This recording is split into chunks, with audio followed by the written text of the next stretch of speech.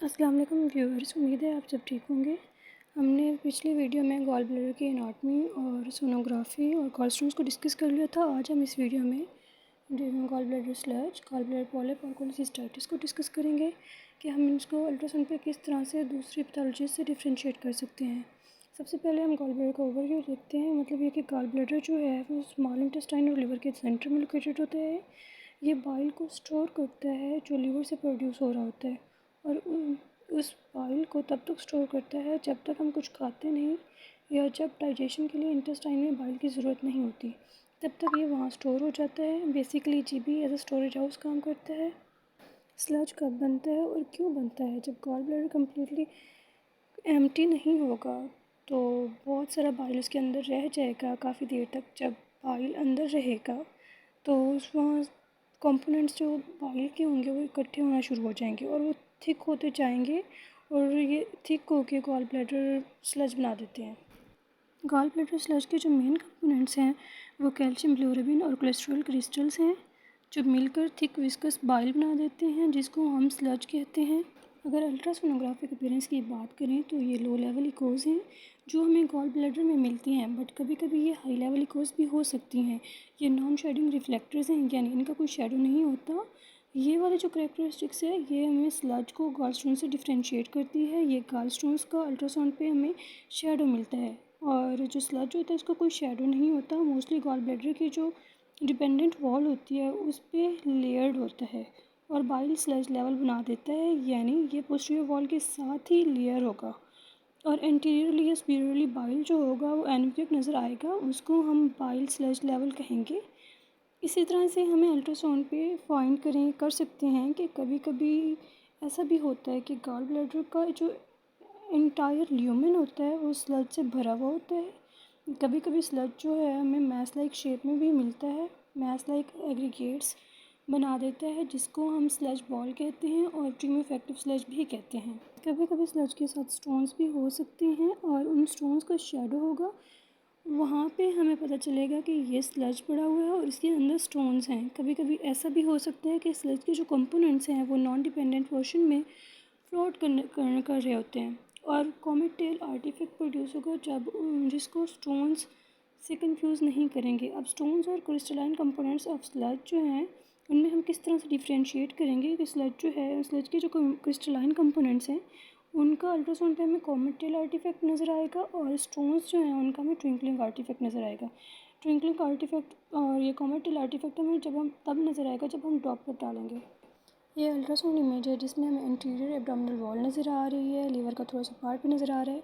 ये gall bladder की wall है, ये गॉल ब्लैडर के अंदर बाइल पड़ा हुआ है और इसकी जो पोस्टीरियर वॉल है उसके साथ स्लज लेयर्ड हुआ है। स्लज में हमें नीचे शेडो नज़र आ रहा है जो कंफर्म कर रहा है कि ये गॉलस्टोन्स हैं, यानी echogenic foci with posterior shadowing के साथ हमें नज़र आ रहे हैं, तो हम इन्हें गॉलस्टोन्स ही कहेंगे। हमारे पास नेक्स्ट इमेज जो है इसमें हमें लॉन्गिट्यूडनल व्यू नज़र आ रहा है जीबी का। इस प्योरली हमें बाइल भी नज़र आ रहा है जो कि एनओके पे है। इसमें जो स्लज जो है वो लेयर्ड हुआ है। स्लज बेसिकली क्या है कि ये लो लेवल होमोजेनियस इकोज़ हैं। अगर आप इसी इमेज को गौर से देखें तो इसमें हमें स्टोन्स भी नज़र आ रहे हैं जिनकी हमें पोस्टीरियर शेडोइंग भी मिल रही है। अगर आप इसी तरह से इस इमेज को देखें तो इसमें ये ट्रांसवर्स व्यू है गॉल ब्लैडर का। इसमें हमें स्लज जो है लेयर्ड हुआ नज़र आ रहा है और इसमें बाइल भी है जो कि हमें अल्ट्रासाउंड पे एनोक्लिक हमेशा नज़र आते हैं। अगर आप इस इमेज में देखें तो ये लॉन्गिट्यूडनल व्यू नज़र आ रहा है गॉल ब्लैडर का जो कि क्रिस्टल से भरा हुआ है। मतलब ये कि इसमें स्लज जो कम्प्लीटली फिल्ड है स्लज से, इसमें कोई लेकिन इनमें हमें कोई कॉमेट टेल आर्टिफैक्ट नहीं मिल रहा क्योंकि हमने इसमें कोई ड्रॉपलेट नहीं डाला हुआ। अगर आप साथ वाली इमेज को देखें तो इसमें हमें एंडोस्कोपिक व्यू नज़र आ रहा है गॉल ब्लैडर का, और ल्यूमेन है यहाँ पे जो लो लेवल इकोज़, जिनमें लो लेवल इकोज़ में नज़र आ रही हैं ये एनोक्लिक नहीं है पर ये हाइपरिक्विक लो लेवल इकोज़ हैं जो कि कंफर्म करती हैं कि ये स्लज है। स्लज के अंदर काफ़ी सारे टाइनी क्रिस्टल्स भी नज़र आ रहे हैं जिनके हमें कॉमेट टेल आर्टिफैक्ट भी मिल रहा है। मतलब ये कि इनमें हमने डॉपलर डाला है तो हमें कॉमेट टेल आर्टिफैक्ट मिल रहा है। कभी कभी स्लज जो है हमें मैस लाइक शेप में भी नज़र आता है। मतलब ये कि वो सिर्फ लेयर्ड नहीं हुआ होता, वो मैस लाइक शेप में होता है, तो हम उसे ट्रिम इफेक्टिव स्लज कहेंगे। अगर हम उसमें ड्रॉपलेट डालें तो तब हमें वहाँ पे ब्लड फ्लो भी नज़र आता है, तो ये जिसे कंफर्म करते हैं कि ये ट्रिम इफेक्टिव स्लज है। नेक्स्ट है हमारे पास गॉल ब्लैडर पॉलिप्स। पॉलिप्स क्या होते हैं कि ये एक्स्ट्रा ग्रोथ्स होती हैं जो जीबी की वॉल के साथ हो जाती हैं। पॉलिप्स जो होते हैं वो एसिम्टोमेटिक होते हैं, कोई सिम्टम्स कॉज नहीं करते। ज़्यादातर केसेस में गॉल ब्लैडर के जो पॉलिप्स होते हैं वो बिनाइन होते हैं, मेलिग्नेंट नहीं होते। इनकी मेलिग्नेंसी भी हो सकती है, बट ये डिपेंड करता है साइज़ पे। अगर इनका साइज़ जो है 1 सेंटीमीटर तक है तो ये बिनाइन होंगे, कंफर्म बिनाइन होंगे। अगर 1 सेंटीमीटर से 8 सेंटीमीटर 1.8 सेंटीमीटर तक होंगे तो हम इनको कंफर्म करेंगे, डायग्नोज करेंगे प्रॉपर्ली कि ये बिनाइन है या मेलिग्नेंट। अगर इनका साइज़ जो है 1.8 सेंटीमीटर से ज़्यादा हो जाता है और वो कंफर्म मेलिग्नेंट होगा। अगर तो स्मॉल साइज़ का पॉलिप है, मतलब ये कि 1 सेंटीमीटर तक है, तो आप पेशेंट को फ्लोर पे बुलाएंगे कि 6 मंथ्स के बाद आप दोबारा इसका अल्ट्रासाउंड करेंगे और कंफर्म करेंगे कि इसकी ग्रोथ तो नहीं हो रही, कि इसका साइज़ कहीं बड़ा तो नहीं हो रहा। अदरवाइज़ इसको किसी किस्म की ट्रीटमेंट की ज़रूरत नहीं होती, इससे पेशेंट को कोई कॉम्प्लिकेशन नहीं होती। हाँ, अगर साइज़ बड़ा हो रहा हो तो उसको ट्रीट करना चाहिए। हमारे पास गॉल ब्लैडर की अल्ट्रासाउंड इमेज है जिसमें हमें एक पॉलिप नज़र आ रहा है। पॉलिप्स जो होते हैं मोबाइल नहीं होते, उनमें कोई मूवमेंट शो नहीं होती। जीबी पॉलिप हमें अल्ट्रासाउंड पे इकोजेनिक नज़र आते हैं, उनमें कोई पोस्टीरियर शेडिंग नहीं होती। ये पॉलिप जो होते हैं ये गॉल ब्लैडर की वॉल के साथ अटैच होते हैं। आपको इस इमेज में भी क्लियर नज़र आ रहा होगा कि पॉलिप जो है वो गॉल ब्लैडर की वॉल के साथ अटैच है, कोई मूवमेंट उसकी नहीं है। अगर आप इस इमेज को गौर से देखें तो इसमें हमें लॉन्गिट्यूडनल व्यू नज़र आ रहा है गॉल ब्लैडर का, जिसमें हमें 2 पॉलिप्स नज़र आ रहे हैं जो कि, और गॉल ब्लैडर की वॉल अगर देखें तो वो भी काफ़ी हमें थिक नज़र आ रही है, और ये स्मॉल साइज़ पॉलिप्स हैं। गॉल ब्लैडर पॉलिप्स जो हैं वो मल्टीपल भी हो सकते हैं। आप इस इमेज में मल्टीपल पॉलिप्स देख सकते हैं कि इकोजेनिक एरियाज़ नज़र आ रहे हैं। ये सारे जो हैं जीबी के अंदर पॉलिप्स हैं। पॉलिप्स जो हैं वो एसिम्प्टोमेटिक होते हैं, मतलब कि मैंने आपको पहले भी बताया कि कोई सिम्टम्स कॉज नहीं करते। और पोजीशन चेंज करने पर भी पॉलिप अपनी पोजीशन चेंज नहीं करते, क्योंकि ये अटैच होते हैं जी गॉल ब्लैडर की वॉल के साथ। और इसकी रिपोर्टिंग क्राइटेरिया जो हम कुछ इस तरह से करेंगे कि हम इनको काउंट नहीं करेंगे। मल्टीपल इकोजेनिक एरियाज़, इनमें से जो लार्जेस्ट होगा हम उसको मेजर करके साथ लिखते हैं कि उसकी मेजरमेंट। और पॉलिप्स का हम कलर डॉपलर पे भी देख सकते हैं। अगर इनका साइज़ जब बड़ा हो जाता है तो हम डॉपलर डालते हैं, तो हमें डॉपलर पे रिंग डाउन आर्टिफैक्ट मिलता है, तब मिलता है, मतलब ये कि उसमें कोई ब्लड फ्लो हमें मिल रहा होता है। और जब पॉलिप का साइज़ बड़ा होता है, अगर आप एक दफ़ा और जो देखें कि स्लज और पॉलिप्स का स्लज जो हमें अल्ट्रासाउंड पे इकोजेनिक मिलते हैं, मोबाइल होते हैं, जैसे जैसे पेशेंट की पोजीशन हम चेंज करते हैं तो ये मूव करना शुरू कर देते हैं, इसको कोई शेडो नहीं मिलता।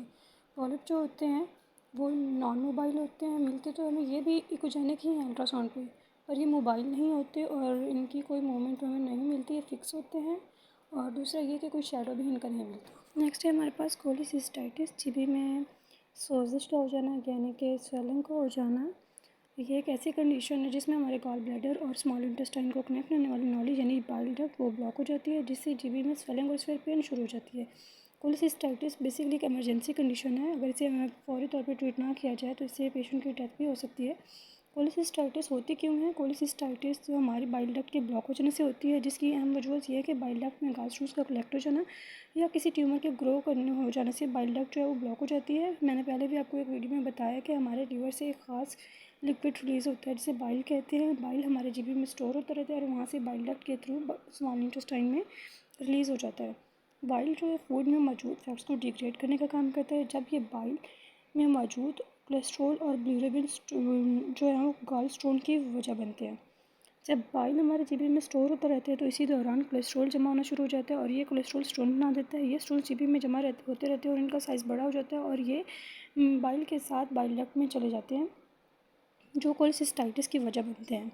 गैस्ट्रोस के अलावा कोई अननोन ट्यूमर अगर बाइल डक्ट में ग्रो कर जाए तो इससे भी बाइल डक्ट जो है वो ब्लॉक हो जाती है और राइट अपर एब्डोमेन में जो है वो पेन शुरू हो जाती है और ये पेन भी बहुत ज़्यादा सीवियर होती है।